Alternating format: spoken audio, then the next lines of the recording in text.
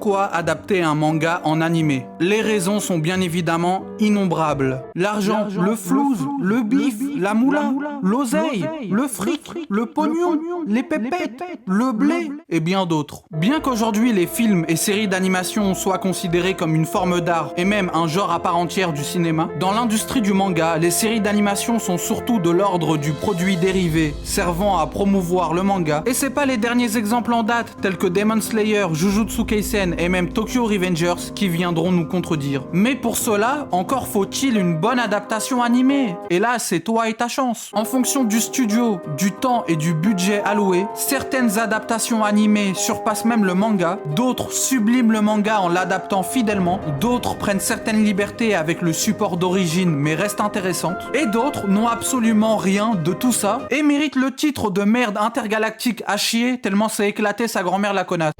Alors je précise que le but de cette vidéo n'est absolument pas de passer son temps à frapper sur un animé déjà mort et à terre.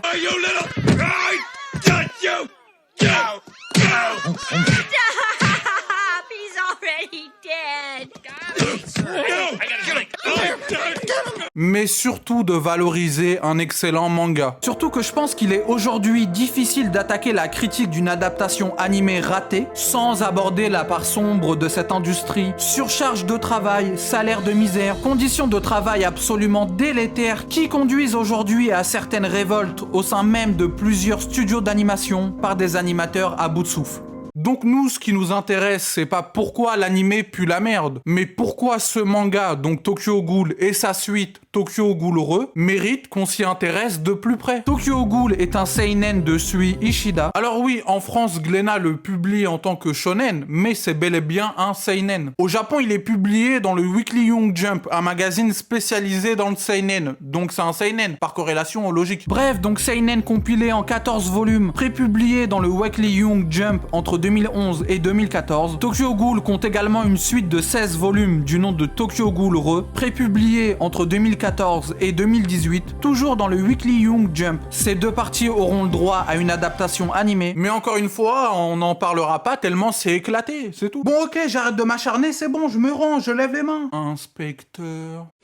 Dans la ville de Tokyo, des créatures nommées ghouls sont apparues et se nourrissent de chair humaine pour survivre. Un jour, Ken Kaneki, jeune étudiant, se fait attaquer par l'une d'entre elles et subit une grave blessure. Pour rester en vie, il reçoit une greffe de la ghoul qui l'a attaqué et devient un hybride mi-humain, mi-ghoul. Rapidement, il se rend compte qu'il ne peut plus manger les mêmes aliments qu'auparavant. Il va donc devoir s'adapter pour survivre en tant qu'hybride et trouver sa place au sein de ces deux sociétés. Mais il va bien vite se retrouver au cœur d'une guerre sanglante entre le CCG, donc le centre de contrôle des ghouls, qui forment des agents spéciaux humains chargés de protéger les humains, et donc d'affronter des ghouls, et des ghouls sans merci. Et comme d'hab, merci Wikipédia.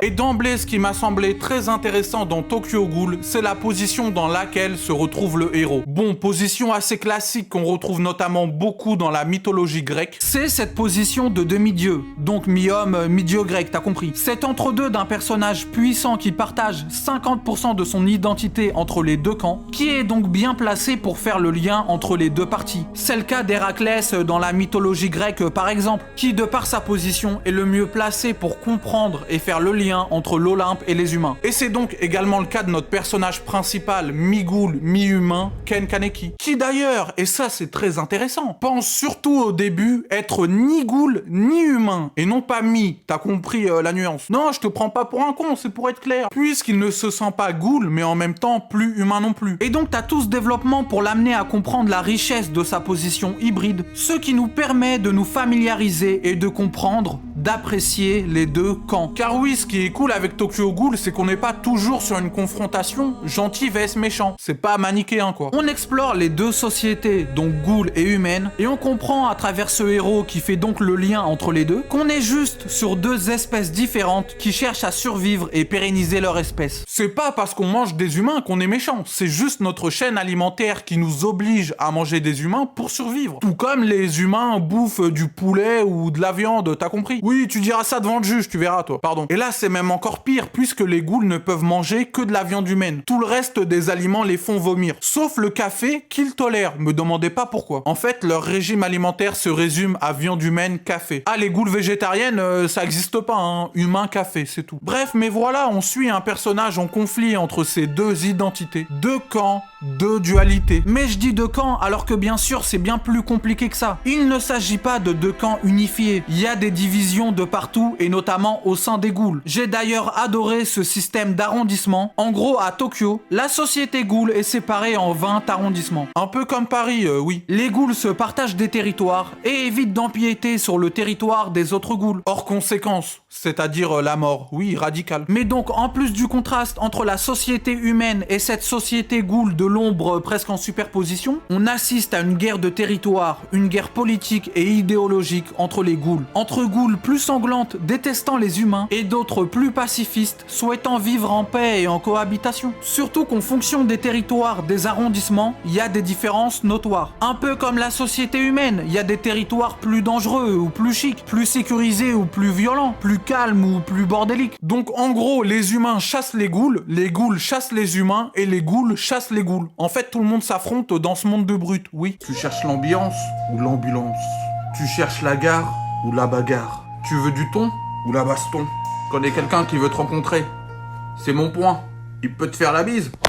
Mais voilà, j'ai trouvé tous ces thèmes bien qu'assez classiques. C'est des sujets déjà abordés rien que dans Parasite par exemple, donc lisez Parasite, mais aussi dans bien d'autres mangas. Bah toujours intéressant, surtout quand c'est bien traité et développé. Dans Tokyo Ghoul, on aborde les questions de discrimination, de l'humanité, des inégalités sociales, de la justice et tout un tas d'autres thèmes en mode philosophe. Ça fait réfléchir, ça dit beaucoup sur la société. Tout ça pour dire que ce qui compte et le point le plus important que nous transmet Tokyo Ghoul et donc son auteur je suppose, c'est cette notion très importante de point de vue. Notion qui revient constamment dans la confrontation entre Ken et Amon, et même Toka, et même Ayako, et même Nishiki, et même Mado. Oui, il y a des confrontations partout. Mais en gros, pour résumer en schéma simple, t'as Ayako, ghoul qui déteste les humains et ne les voit que comme de la nourriture, en confrontation avec Toka, ghoul qui essaye de vivre caché parmi les humains, en confrontation avec Ken, mi-ghoul, mi-humain, lui-même en confrontation avec Amon, inspecteur humain cherchant à faire régner la justice et protéger les humains, lui-même en possible confrontation avec Mado, autre inspecteur qui voit toutes les ghouls comme des monstres. Stop it. Alors quand je dis confrontation, c'est pas forcément dans le côté ennemi-combat, parce que par exemple Amon et Mado s'admirent, c'est des collègues, mais ça peut juste être ce qu'ils représentent qui se confrontent. Mais voilà, j'insiste bien sur cette notion de point de vue, parce que dans le manga, on suit et on s'attarde bien sur les deux parties. On s'attache à certaines ghouls, tout comme à certains humains agents du CCG. Les deux parties sont bien représentées et développées. J'en veux pour preuve le moment où les agents du CCG doivent écrire leur testament avant une mission d'envergure contre des ghouls, ou pareil quand t'entends les motivations de certaines ghouls, c'est des trucs qui marquent, qui remettent en question cette notion de manichéisme avec les gentils d'un côté et les méchants de l'autre. Moi, pendant ma lecture de Tokyo Ghoul, j'étais la Suisse. Je suis neutre, je prends pas parti, laissez-moi tranquille. En fait, dans Tokyo Ghoul, tu n'es face qu'à des personnages de tragédie. Quand t'apprends leur passé à travers certains flashbacks, bah autant du côté des ghouls que des humains agents du CCG, t'as l'impression qu'il n'y a presque pas de coupables, mais que des victimes. Quasiment que des destins tragiques. C'est soit des agents du CCG qui ont perdu famille et proches tués par des ghouls, soit des ghouls qui ont perdu famille et proches tués par des agents du CCG. En fait, c'est le cercle de la haine dont parlait Pain. Mais pour faire simple et pour sortir une phrase un peu stylée en mode philosophe,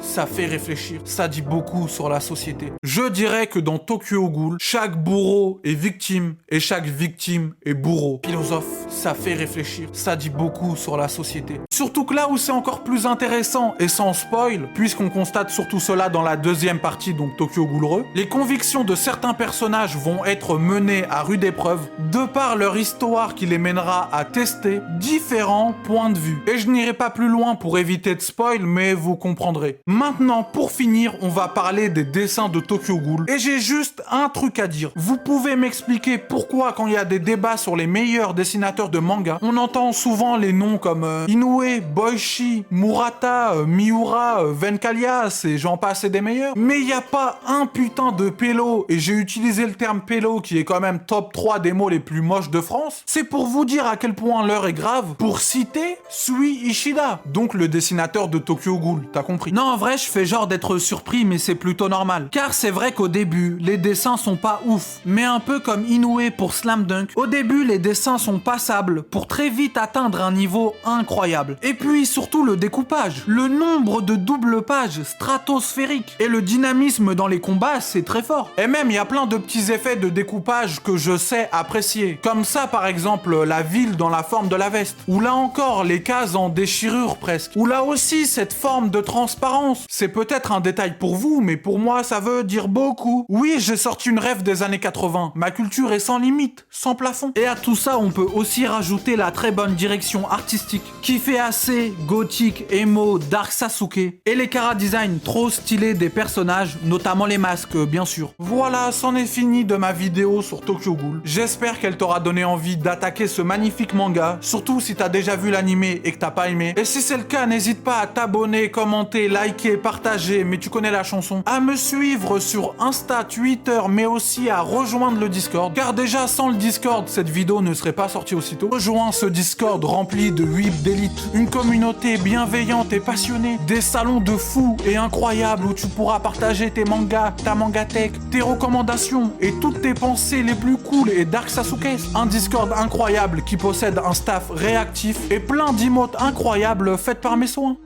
Ouais, ajoutez-moi, par pitié. Tous les liens sont dans la description. Bonne journée, bonne soirée, bonne vie. Adios.